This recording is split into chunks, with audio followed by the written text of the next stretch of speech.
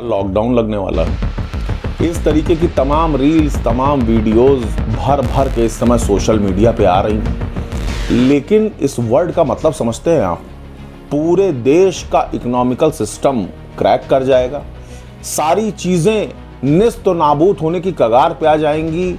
Lockdown शब्द कितना घातक होता है और इसके कितने बड़े मायने होते हैं, ये हमसे आपसे ज़्यादा अच्छा कोई समझ नहीं सकता।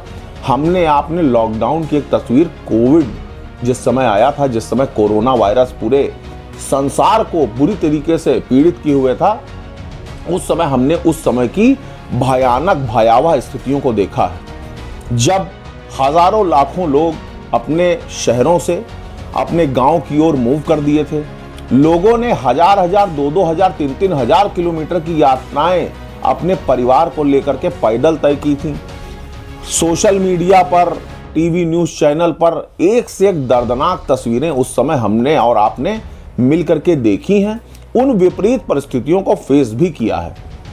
लेकिन इसमें एक बात मैं जरूर ऐड करना चाहूंगा कि उस वक्त जो लॉकडाउन लगा था, उसमें कम से कम आदमी अपने घर परिवार के अंदर दरवाजा बंद करके चुपचाप दाल चावल रोटी सब्जी खा करके सांस ले रहा था और राम राम भगवान का नाम ले रहा था।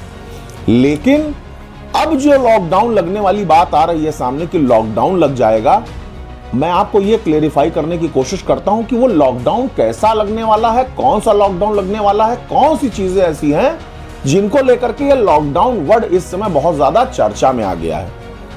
तो देखिए, प्रधानमंत्री नरेंद्र मोदी ने जो हाल ही में संसद में एक भाषण दिया और उसमें एक लाइन बोली, उस लाइन को लेकर के तमाम तरीके की कंट्रोवर्सीज इस समय वायरल हो रही हैं।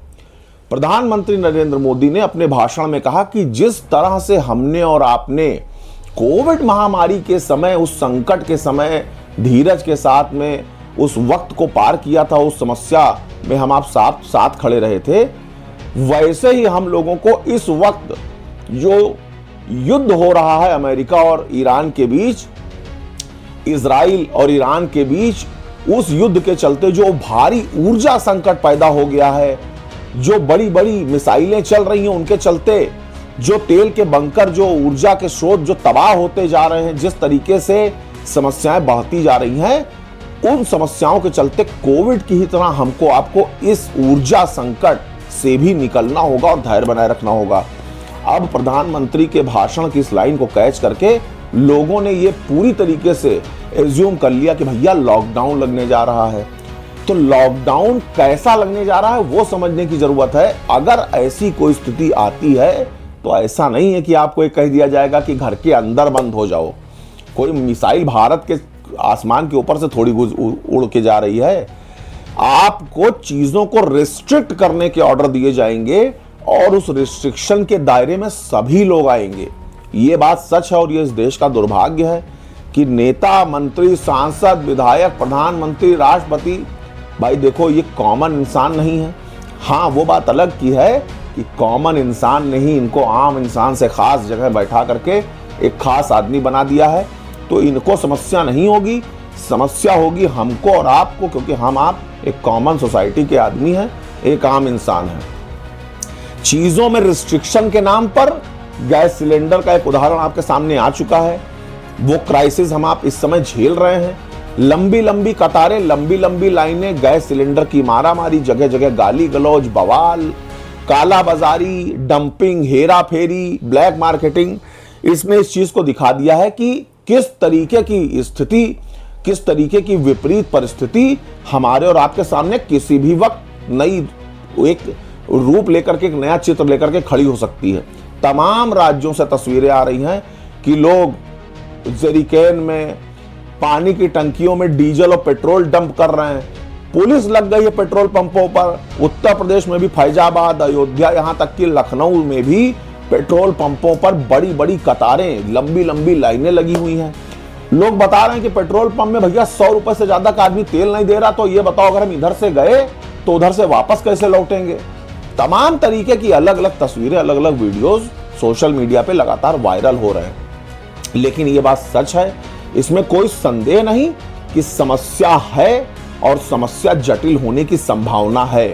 लॉकडाउन जो एक शब्द सामने आ रहा है उसमें हमारे और आपके ऊपर रिस्ट्रिक्शन लगेगी। रिस्ट्रिक्शन ये लगेगी कि भैया कोई बड़ी बात नहीं है, आप एक लिमिटेड एक्सेस में ही पेट्रोल पा पाएंगे। आप चाहे जितने पैसे वाले हों, अगर आप एक कॉमन सोसाइटी से बिलोंग करते हैं, अगर आपके खुद के चचा ताऊ के नाम, पिताजी के नाम पेट्रोल पंप नहीं है, तो आप ये मानो कि आपके ऊपर ये लगाम लग सकती कि हफ्ते में आपको 5 लीटर ही पेट्रोल मिलेगा, या एक गाड़ी में आप एक दिन में इतना ही तेल डला पाएंगे। एक परिवार में अगर इतने लोग हैं तो उनको इतने ही सिलेंडर रखने का आदेश हो सकता है। किसी के पास 5 सिलेंडर रखे हो तो सरकार कह दे कि नहीं, 2 से ज्यादा सिलेंडर जो आदमी रखा रहेगा उसके ऊपर मुकदमा लिखा दिया जाएगा, सिलेंडर वापस करो।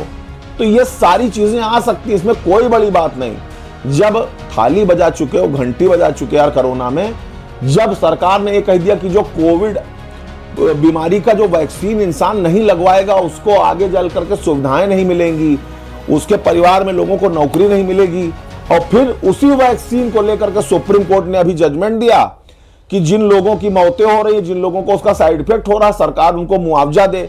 तो आप कितना भरोसा सरकार पे कर सकते हैं, ये आप इन्हीं सब चीजों से अंदाजा लगा लीजिए। हाँ, वो बात अलग की है कि सरकार स्टेटमेंट देती है कि भैया पैनिक ना हो, तो वो और क्या कहेगी, ये थोड़ी कह देगी कि रोड पे उतर कर चिल्लाने लगो।